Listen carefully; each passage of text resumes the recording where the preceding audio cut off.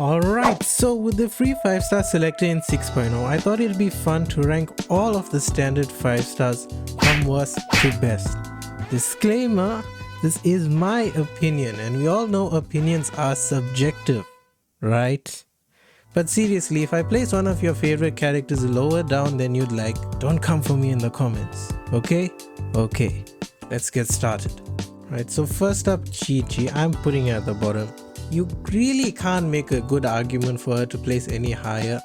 I know she heals, but that's about it. I think easy last place. Someone has to take that place and it's Qiqi, unfortunately. Dehya, 7th. I really like Dehya, honestly. I feel bad putting her down this low, but I just feel like she needs her constellations. She's always been a jack of all trades but a master of none. You know, she's like very flexible, but she's almost never like the best choice in a team. Mizuki. Now I know recency bias is gonna creep in for a lot of people with her because she's newer and she's, you know, like she's the shiny unit, right, compared to everyone else, but I don't think she's that much better than some of the other like top tier animal supports. I don't think she competes with them.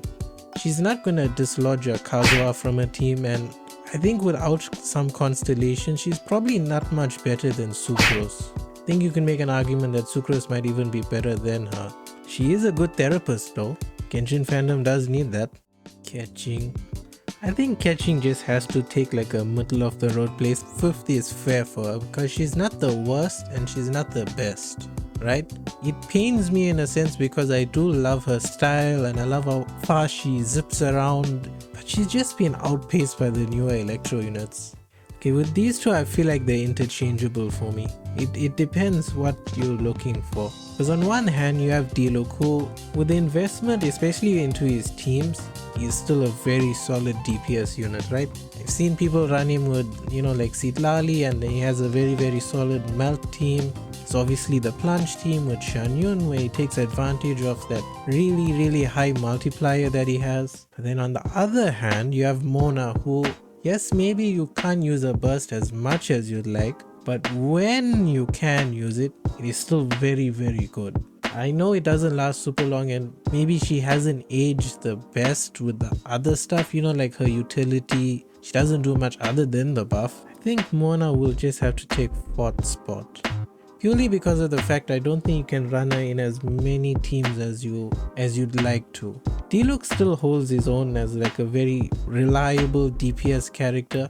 And then there were two. So Tighnari, I never understood the, in air quotes, hype with Tighnari that they used to be online, especially on Reddit. People always used to big Tighnari up as like one of the better standard 5 stars that you can get. And I never really got it until I was basically forced into building him because I got him at C1. But I have to say, it's very easy to build, very easy to use, not very fussy about the teams that you run in, super consistent unit, gets better with constellations. Yeah, I think he just about edges out these guys, mainly because of the fact that you can run him with a 3-star weapon and he's still kinda good. Although that does mean only one character can take the top spot, and that has to be Jean. For me, Jean has always been the best all-round 5-star. She's very easy to build, she's very easy to use, she isn't very fussy about needing to be in a specific team to get the best value out of her. She's very good at C0, she has some really solid constellations as well. She's just the best all-round in my eyes. And that's my ranking of the standard 5 stars. Some of them are still really solid units who hold their own, while others might need a little bit extra investment to feel good, especially in the modern meta with things like Imaginarium Theatre, Spiral Abyss and Stygian Onslaught and all the goddamn nonsense that we have in the game right now. But let me know who you'd have put at the top of the list, and if you're still thinking about who to pick up in the Selector, give my Selector video a watch. I give a full breakdown over there. Thanks for watching and bye bye.